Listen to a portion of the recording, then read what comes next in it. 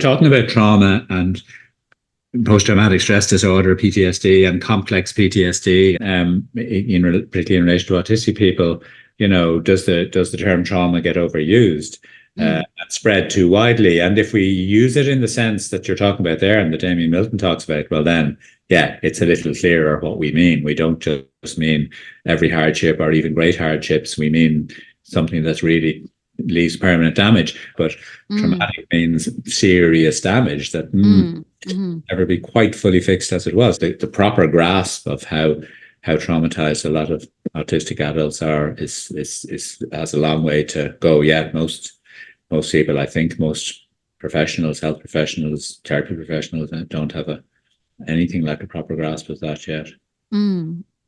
Yeah, so the accumulation of events in a multi-dimensional way,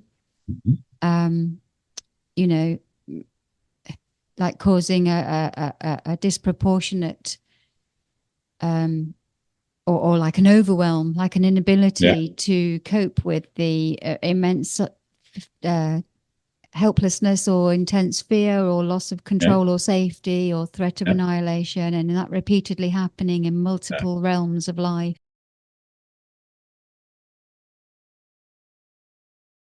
So well, do you want to? Well, I was just thinking about kicking off from the course that we've been running, and thinking about the paper, the things that we were studying that Damian Milton was saying about how. What struck me was that he said, clearly trauma doesn't heal. He has personal experience of that, and obviously speaking from a very educated and informed position, being a person who teaches at postgraduate and undergraduate at the University of Kent at the Tizard Centre about autism, and he's a philosopher and an educator and a sociologist and so on. He was saying, trauma doesn't heal. It's a permanent breach. It's a permanent breach to your personal construct. In other words, the way that you are conceptualizing yourself. And he said it's like you kind of have to start again.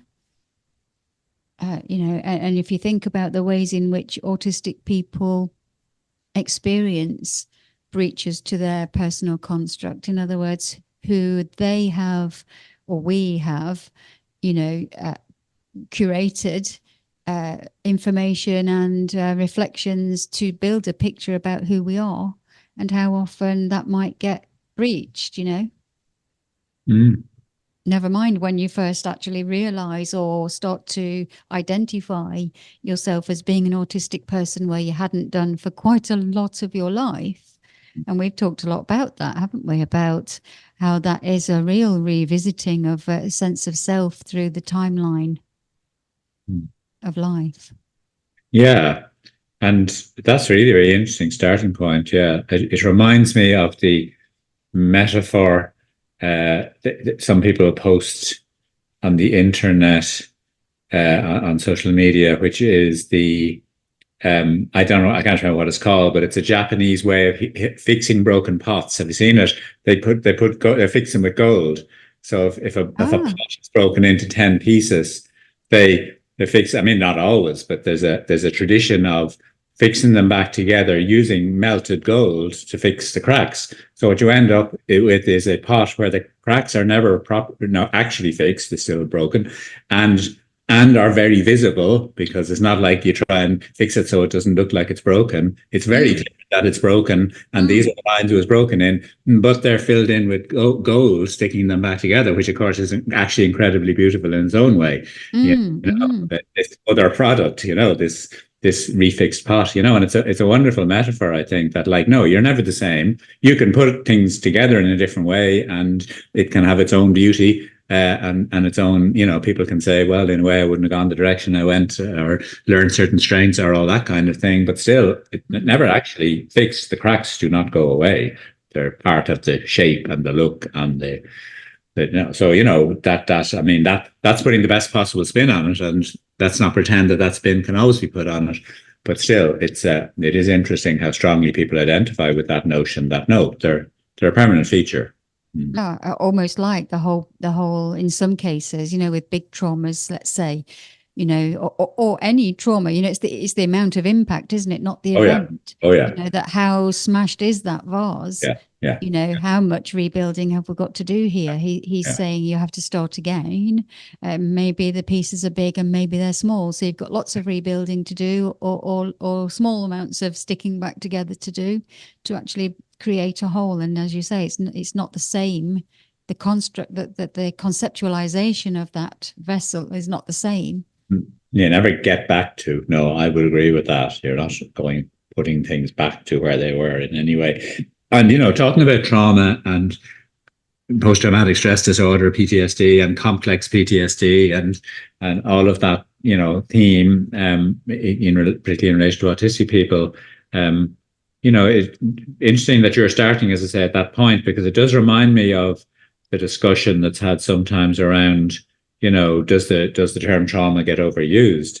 And spread too widely. And if we use it in the sense that you're talking about there and that Damian Milton talks about, well, then, yeah, it's a little clearer what we mean. We don't just mean every hardship or even great hardships. We mean something that's really leaves permanent damage. I find it interesting to use the parallel or analogy of medical trauma.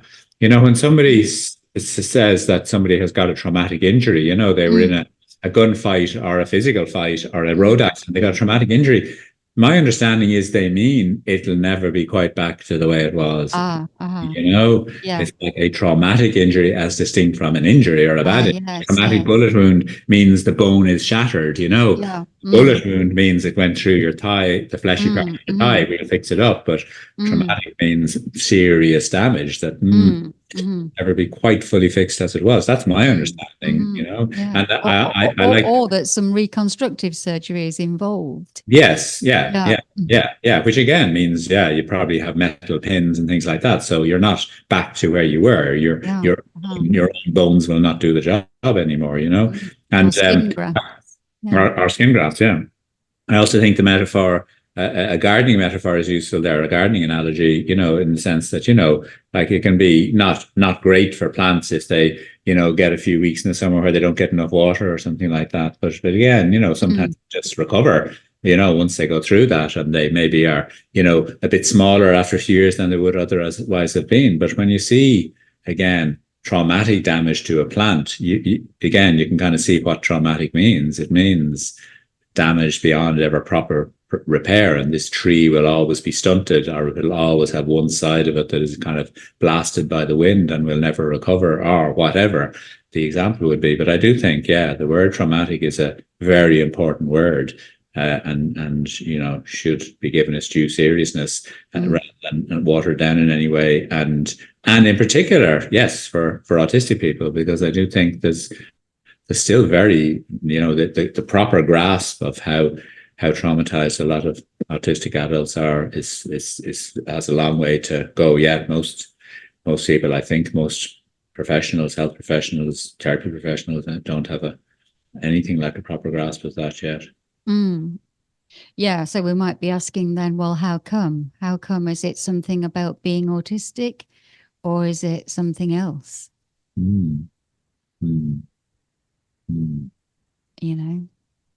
So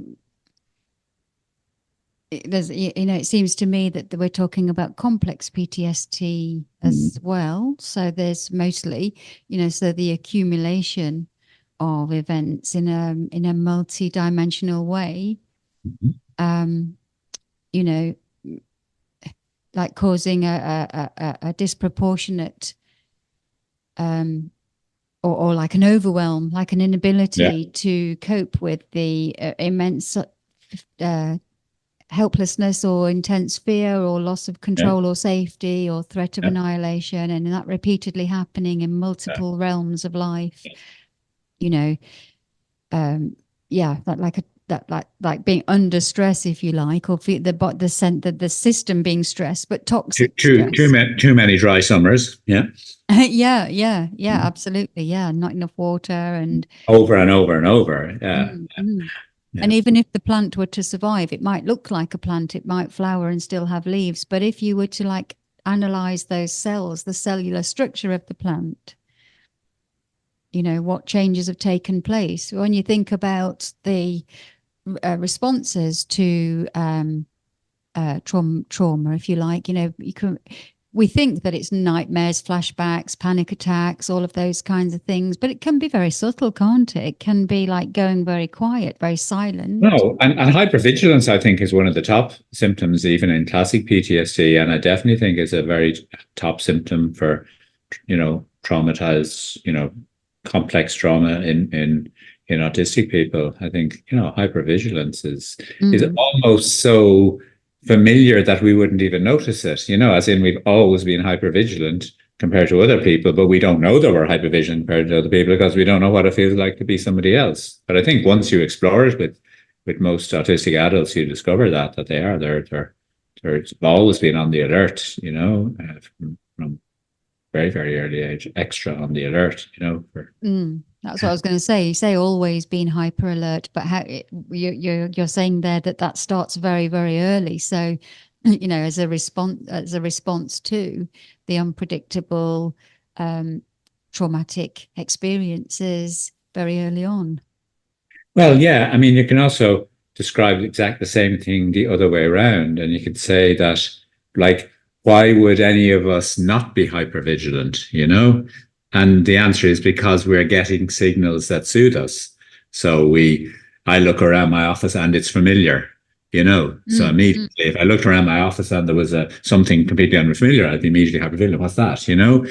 So things like familiarity, even, as an adult, are, keeping us not being hypervigilant. If the alarm went off, or the fire alarm or something, obviously I'd be suddenly vigilant, But, I think what's more subtle, and there's been a bit of research done on this, but it makes sense anyway. Like from very early on in infancy, any child, not just an autistic child, who isn't receiving the input that will soothe them will become anxious and hypervigilant. So you don't need some deliberate bad thing happening. You just need insufficient of the proper signals coming in, the safety signals, the soothing signals, the friendly signals, the minding signals, the calm signals, all that regulation stuff. So part of the problem, certainly as I understand it, even for a baby who's autistic, even though nobody knows it, obviously including themselves, is that the signals aren't matching. They're not calibrating with the best will in the world. Even parents aren't necessarily, I'm not entirely not giving the right signals, but there'll be the mismatch. We're back to Damian Milton in a way. Double empathy problem starts from day one, and just some of what we're doing doesn't hit the mark for an autistic child. And I think that's a really good point, actually. It's not that people are creating on purpose environments and conditions that are not safe, that make the autistic person, say, feel out of control. It's just that is how it is. These are the broader social conditions, and that the predominant neurotype largely isn't aware of it. They're not sort of creating this on purpose to traumatize necessarily. That can happen, in interpersonal exchanges, but we're talking about just being an autistic person when the environment isn't safe and unpredictable. It would be like you being in your office and not knowing when you were going to get infestations, loads of spiders or mice or insects of all sorts. Oh, funnily you should say that, because a few weeks back there was a kind of a scratching and scrabbling in the ceiling, and it was weird, and it made me feel utterly uncomfortable, in much more than an alarm going off or something. And I thought, is it an infestation of mice or something? It sounded too loud. Is it people on the up floor above working, have the floorboards up and are doing some work, And it was late in the day, so I couldn't tell anyone until next morning. And then they got some workmen in to have a look, and it was a bird trapped above the ceiling tiles. So that's why it was noisier, but deeply, deeply disturbing. Even though it wasn't like, a lion in my office I could get eaten, it wasn't literally dangerous. It was deeply disturbing and felt me feel utterly thrown and dysregulated, And so, that's funny you should use that example. And again, that's the thing. Like, we all need, and autistic people probably more so, need that kind of some reassurance and familiarity, in a sense that the world is reasonably safe. But I mean, with children, of course, it can gradually become like in school and so on with some teachers, or with in schoolyard with some children, it can become actually, being metaphorically attacked or literally attacked. But yeah, told straight out, you are wrong, be right, do things in a different way, don't be like that, don't be so quiet, don't be so don't be a loner, don't be playing with those games, they're childish, whatever. But yeah, before that, long before that, that double empathy mismatch can be there. That's, it's not suddenly traumatizing, but years and years and years and years of that. It's like, yeah, it's like, living in a foreign culture without ever anyone acclimatizing you. And like you were saying, like the predominant neurotype. I mean, after all, parents might not even be of the predominant neurotype. In fact, there's a high statistical chance that at least one of them is autistic, but their parenting will be neuronormative for two reasons. One, they were brought up that way, so it passes it on generation to generation. And number two, if they read any parenting books or go to parenting courses or talk to other people, it'll be largely neuronormative. So yeah, what chance have children have? Now, maybe as the next few decades go by, that will improve a lot. But at the moment, yeah, most people have just felt like fish out of water, and they've done what they've been told to do. It's like you do this with your baby, you do that with your child, you bring on the speech, you talk to them all the time, and the child's like thinking, oh well, I wish they'd just stop talking because it's getting on my nerves, or it's like very unsettling. I encourage them to have plenty of friends. One friend will not do, or occasional, social contact will not do. That's not good. So you encourage them for their benefit to have lots of social life and lots of play dates. An autistic child, that's just way off. Or even a balanced life if they've got like something that they're particularly interested in. Yeah, don't be doing too much of that now. Yeah. It's too insular. It can't be good for you. It's weird. It's strange. It's odd. You can't do that. Too childlike now. You're 10 now. You shouldn't be playing quite so much Lego. You're 15. You definitely shouldn't be. Yeah, all of that stuff. Yeah. So it is. It's subtle, but not in the sense of minor in its impact. Subtle to understand, unless you make the effort. And like we're talking about here, but the impact is just like waking up every morning in a foreign country while you think you're supposed not to be in a foreign country, and it's different. I mean, if after all in your foreign country you'd be acknowledged, and anyway you probably would be helped to acclimatize gradually, and your difference would be understood. You'd be expected to never quite fully acclimatize, but it is. So it is. There's something nightmarish about it, and I say extra nightmarish because you're basically being told there isn't anything like that going. You wouldn't be able to express that as a child or name it. You just feel weird and uncomfortable and very anxious. Anxiety was what brought us to this territory to talk about this today. There's lots more to the impact of complex PTSD, of trauma, of multiple micro trauma, plus the big traumas like horrific bullying, and being discovering you've been completely used by someone you thought you were a friend and things like that. But even just the multiple micro traumas, there's lots of impacts. But one of the big impacts is hypervigilant anxiety or anxious hypervigilance, depending on which way you look around on it. There's absolutely no doubt in my mind about that. It's a big one. Or even the body doing that. When you think about gastrointestinal and inflammation and immune stuff, chronic fatigue, the even cardiovascular disease, is linked to post-traumatic stress disorder, so it's like the body is hyper vigilant, or the body is like overworking itself on alert, and then gets exhausted or depleted.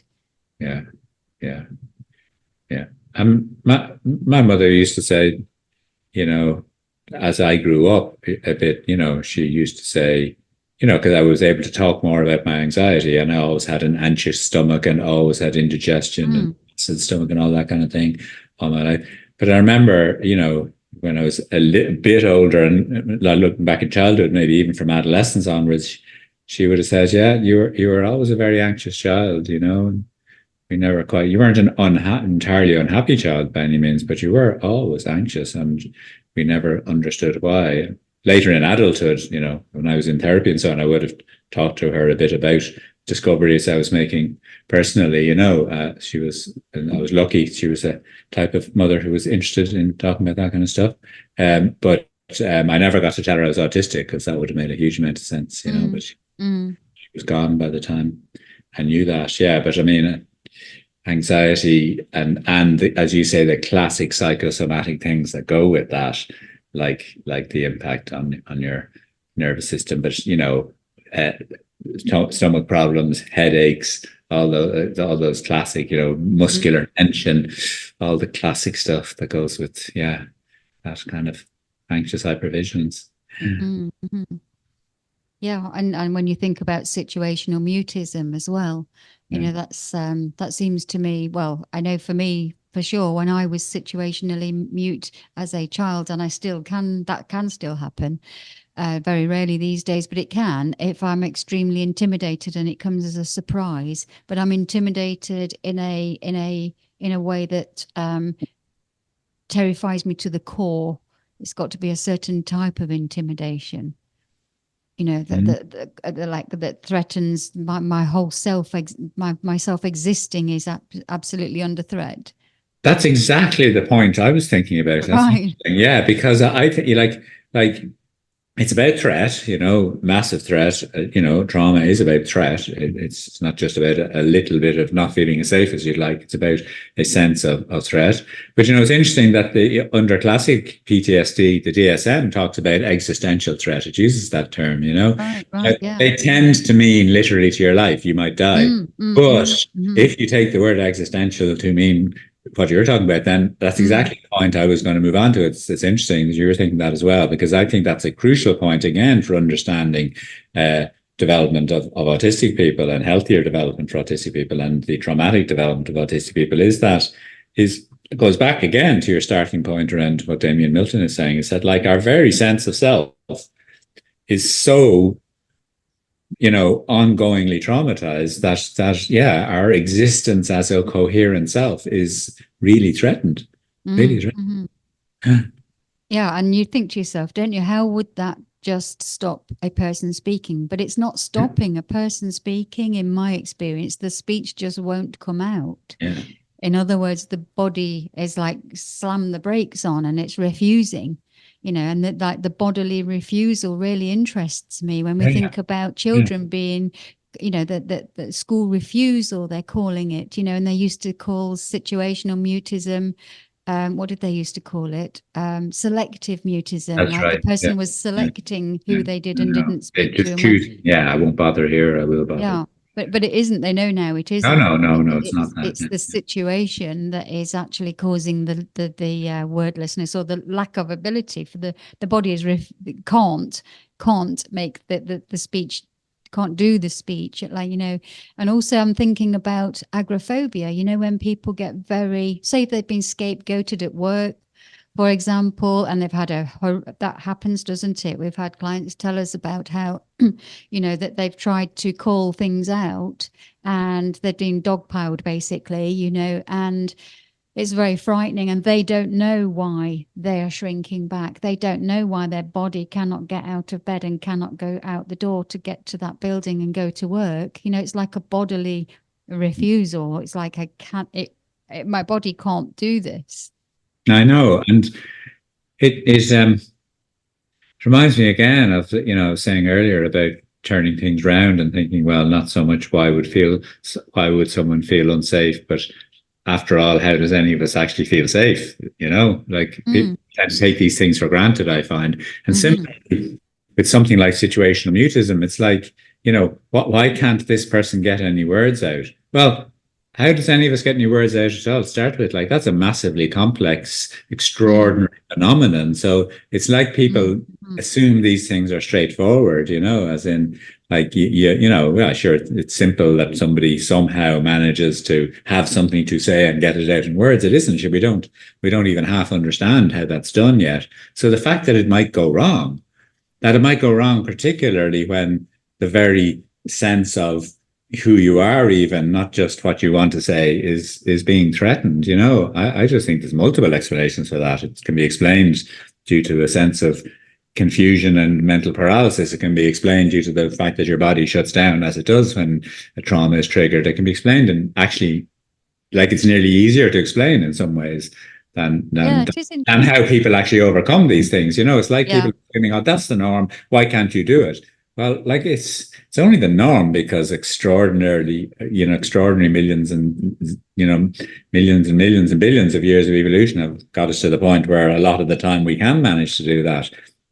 Put us through enough trauma. Well, then why on earth would that not break down temporarily, maybe permanently? Like, again, it's very underestimated, I think, the impact. Actually, that set me off starting to feel reflective about it, because I've not thought about it particularly. But I'm thinking about, what is that situational mutism? I'm drawing on my own memory, and I can remember it didn't feel different to me. It didn't feel strange. It didn't feel tense. It didn't feel uncomfortable. It's just that my mouth didn't make any noises. I was still there. I was still listening. I was still thinking. I was still present. I still felt exactly the same, but stuff wouldn't come out. Very interesting. And it's just the delivery system just won't deliver. Yeah. It was like I was watching my favorite TV show with all my favorite characters on, but I couldn't. My voice couldn't reach them. There was no point. I wouldn't make any impact anyway. I could watch and be part of it, but there was no point any stuff coming out. That's why I was wondering whether it tied in for you with no point. Yeah, it's just like, just there's no motivation because there's no point. So I'd been rendered invisible, or rendered like having any lack of impact anyway. So my body was just refusing to carry on doing it. It was going along with that. It was like also believing that there was a part of me that was also believing it didn't exist or didn't have any impact in that particular moment. It'd be interesting for us to talk one of the days about talking, about language. Yeah. About situational mutism, about even more pervasive language difficulties, about even just also things like all this issue about small talk and phatic communication, as they call it, and its relationship to autistic people and autistic motivation. Like, I don't think, for instance, autistic people can't do small talk. I think they just don't want to, and they don't want to learn how to. So naturally, you're not naturally good at it. But if you have to do it, it's not exactly complicated small talk. It's just completely waste of time, I think, as far as most autistic people are concerned. So it's like that whole area of how we talk and how we don't talk would be really interesting to actually talk about, I think. Yeah. All the time. Yeah. And different ways of it, of communicating things. There's so many different ways of communicating stuff. It doesn't have to be with actual words. Yeah. Or at least not with words alone, and it usually isn't. Yeah. So that's worth opening up, because I think quite a lot of the meat of the differences in that double empathy problem, in the differences between the neuronormative way of being and the autistic way of being, a lot of them lie in communication, don't they? Communication differences. So and I'm remembering with the situational mutism as well, if somebody noticed and demanded that I speak, or even drew attention to it, then it would become a struggle. Then it would be a mixture of shame, embarrassment, distress, a real impasse, struggling at a very deep impasse of wanting to, can't, doesn't, all of those things. And it would be uncomfortable, embarrassing, distressing, all the rest of it, Well, we should come back to some of that. We might be coming back to PTSD, trauma stuff next time, I think, perhaps. We're coming towards the time for today, and it's quite possibly a good bit more we might want to say about that. Oh, yeah, I didn't realise it was getting on in time. Yeah, I know. It's. But I just want to mention one last point then before we do finish, because there's also the aspect of aggression, isn't there? Yes. It's not always shrinking back. It's not always going quiet. It can actually be putting some noise and movement into a space. So actually projecting stuff outward, which some people can see as, like, they used to be called challenging behavior, didn't it? Right. Or being disruptive or defiant. Yeah. Yeah. Oh, yeah. Or as an adult, it can be like being seen as unprofessional, even if we're getting subtle about things. Yeah, that's right. Yeah. Yeah. Like you're the problem because you're the one getting angry. Yeah. And it might just be, a trauma response of not necessarily any anger there and then, that's happened necessarily. It's more complex than that, isn't it? Oh, yeah. Definitely. It's more complex than that. Yeah. Mm. It's a whole lot of years and years of frustration and confusion and feeling, hurt, traumatized, damaged, unfed, unnourished, unheard, unseen, understood, all of that. Yeah, it's a whole lot of stuff. And obviously then there can be shutdown, there can be meltdown, there can be lots of things. Yeah. So this whole territory that brings us to. Yeah. But I think, there's, to talk a bit more about the trauma side of it would probably be a good idea. Yeah. Yeah, and about minimally speaking, autistic people as well would be a good thing to include, wouldn't it? It would, yeah. I think the last word on that is that instead of labeling or seeing it at face value, maybe there is some compassionate investigation required when somebody is doing any of these things or seemingly silent, instead of they prefer to be alone, they might be shrinking back and things like that. Yeah, and one of the thoughts that occurs to me, I think I'd like to come back to is, I would be concerned about the sort of sense that there's an invisibility of this trauma that we're talking about, the trauma of growing up neurodivergent.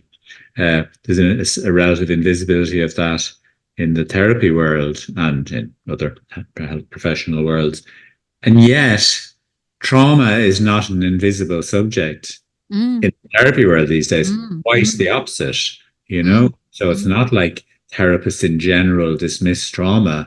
And yet somehow those two facts go together. It's almost like they're looking somewhere else for the trauma rather than where autistic people actually experience it, or something like that. That to me is an interesting question, particularly for the therapy implications of this kind of podcast discussion, So I'd quite like to explore that a bit.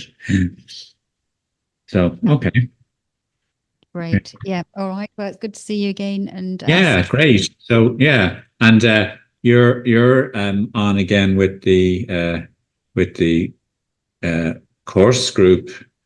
Well, I'm doing the supervision group with them on Monday, actually. Oh, are you? Okay. And then the actual course day the following Monday.